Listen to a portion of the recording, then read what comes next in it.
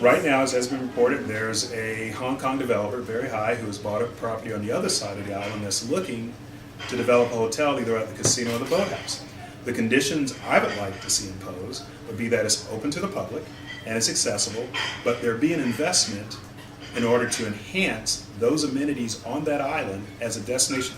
Weddings, family reunions, cotillions, whatever you want, so that you now have this jewel that actually is attractive for people to come and use. So we are considering those, but the main thing was to preserve one of the jewels of the city that have long fought after. Let's look at DWSD.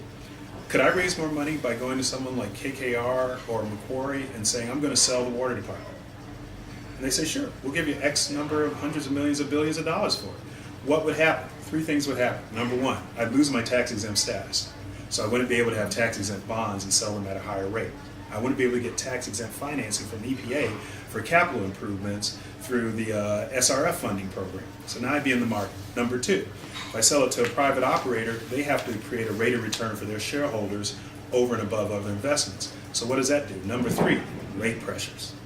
They now have to actually have market-based rates, which would raise rates for the very people you say we should be concerned about and who are already getting their water turned off. What would happen if the water went up? So could I have done that? Sure. Probably may have generated more money. But look at the hardship it would cause, because I can get out of here and ride out of town and leave you with a private operator. Macquarie's Australia. They'll do it.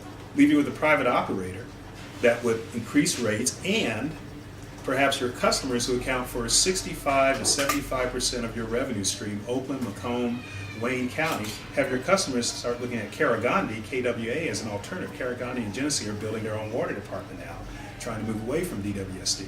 Now that's not a short-term issue, because it's going to take them a long time, and after all the pipes and sewers that run into Oakland belong to DWSD, but it would encourage them to leave you so that you would now be left with a water department that only has 35% of its revenue stream coming from the city. You wouldn't be able to run it. You know what would happen? You'd become a customer of KWA, subject to their rate pressures. So I have to think beyond just the immediate compensation. Even though I'm just here for 18 months, I am truly trying to think in ways that does not leave the city vulnerable for things that will happen in 5 to 10 years down the road. And that's why I wanted to do Belle Isle. That's why we're looking at rationalizing DWSD. That's why when we look at other city operations, the one pole star I've had in this whole effort is, and I said that, I think I said that in March 14th. We're going to follow the facts. We're going to look at the data, and we're going to try to develop plans that provide the best and highest long-term benefit to the city. So rather than denude the city, and just because everybody thought, I saw an interview with Ken Cockrell a few days ago, where he said, I'm going to come in here like Darth Vader. You know, everybody thought I was just going to come back in here and just start selling everything at sale prices. And I've heard from a lot of bidders. I get letters every day from people around the world say, I will pay you this for that. If you give me, I'll tell you right now, there are people lined up overseas, people who buy art that are looking at, self-portrait, of the Vermeer, the wedding dance. They would bid. You don't want that. Because here's the one thing. Hopefully, you may not appreciate all of this right now. 2, 3, 5 years from now, when the city starts to come back, you don't want to have the city denuded of all of its assets. New York City didn't have to sell Central Park. They didn't put condos in there, and they were in much worse shape. Chicago's struggling with $19 billion in unfunded assets. MSN Money had a story Monday or Tuesday about New York, Chicago, and LA that combined have unfunded pension liabilities in excess of $60 billion. Okay. We're really trying to do this in a way that provides for the pensioners. I'm talking about human element. I'm talking about providing for others. I could have said, okay, pensioners, you have to report on every loan that you've made, the Shelby Hotel, to something else. What's the status? What's the real market value as opposed to the book value that you're carrying on the books? What have you done to collect on it? And for every dollar you haven't collected, I'm going to deduct that from my offer, because you can go get that money from someplace else. You could have played a hat game. We haven't done that. So I've really tried to be fair to the pensioners. I've tried to give our creditors some recovery in the case so that they will still continue to do business with the city in years to come. Okay? And I've tried to prepare a plan that in the out years going out will allow the city to grow, provide the services that it needs, while at the same time not denuding the city of everything, so that It's been a fire sale. No, and there's no need for them to, because I would never do this again. We haven't had the. I've heard some of the reports and some of the discussions about Highland Park and Amtrak, some reviews, but there's been no discussions about that.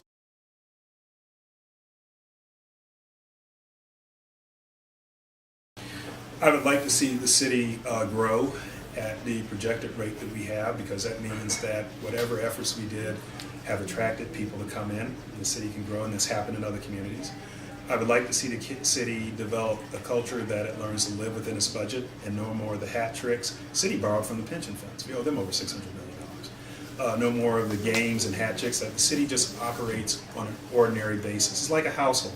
Instead of borrowing from your credit card, from your Uncle Bubba, from going down to the pink slip store and borrowing on your pink slip, instead of getting a salary payday advance from your employer, you live within your means. I'd like to see the city be able to do that, and I'd like to see there be an appreciable recognition of an enhancement in services. The garbage contract that we privatize, you actually clean up the city. Mounds of bulk garbage actually starts to disappear. The light authority that we funded, you actually selectively start taking down houses on the 94 corridor. I listened to a developer from New York, one of the largest developers in the world, who very frankly just told me, I don't want to do business here. When I drive in from the airport, this place looks like it's been in a war zone, and I don't want to bring my business here.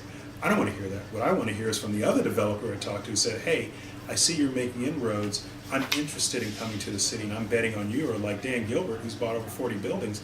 People criticize him, but hey, Dan Gilbert is our John Jacob Astor, our Rockefeller. He is supporting this city in terms of buying buildings that would otherwise be boarded. So I'd like to see that kind of development. And finally, one thing else I'd like to see, I'd like to see that the residents of the city begin to believe in their city, and as much pride as they have in their city, that be matched in as much productivity and performance that they have in their city. And just like Miami, which was written off in the earlies, or Washington, D.C., which was written off in the 90s, that the story of Detroit is that it does rise from the ashes just like those other cities, and its comeback is just as strong as those other communities. Washington, D.C. has a $1.5 billion surplus.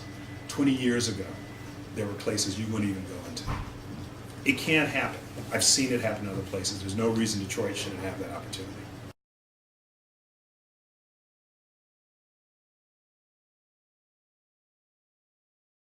By that in week 4, and I'm glad to say that I was wrong, and I think I said that because I'd recognize that during America Patrick's trial there was a lot of animosity. You know, when I first came in, there were people in the street, and I didn't want, not so much for me, you know, I've been in controversial situations before. I didn't want that to be your press, your brethren in the press, and there's a wide continuum of press stories. We're looking for that scrum. We're looking for that story. Look at what's happening over in Ukraine, in Kiev right now. They thrive over it.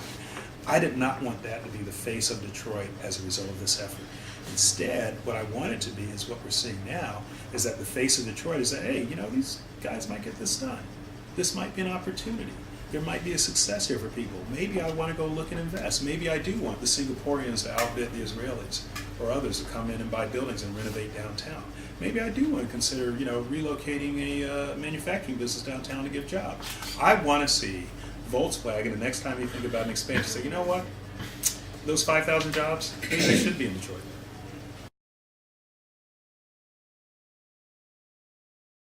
I really don't have any idea. I'm going to take some time off. I can tell you that right now. I miss my family.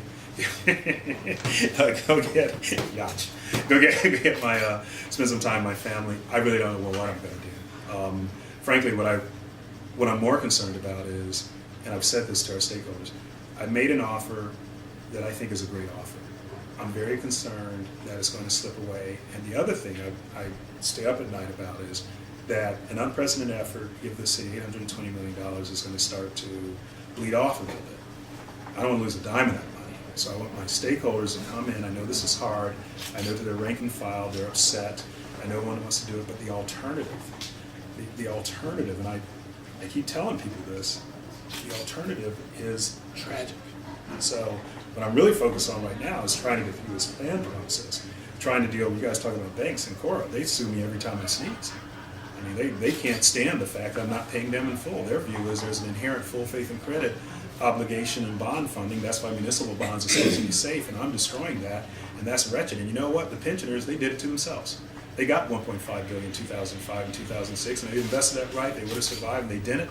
And the moral hazard is that you're taking my money that you promised me pursuant to a bond contract and giving it to people who shot themselves in the foot, and that's wrong. Have got to cycle through that.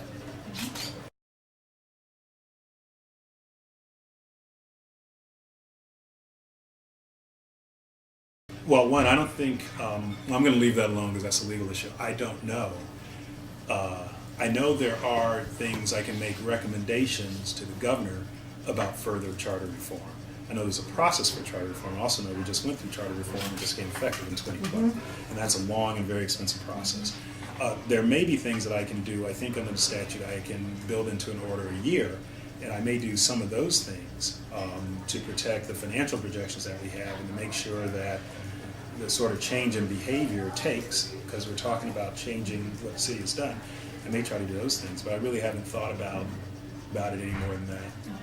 I'm trying to get through this plan deal. Yeah.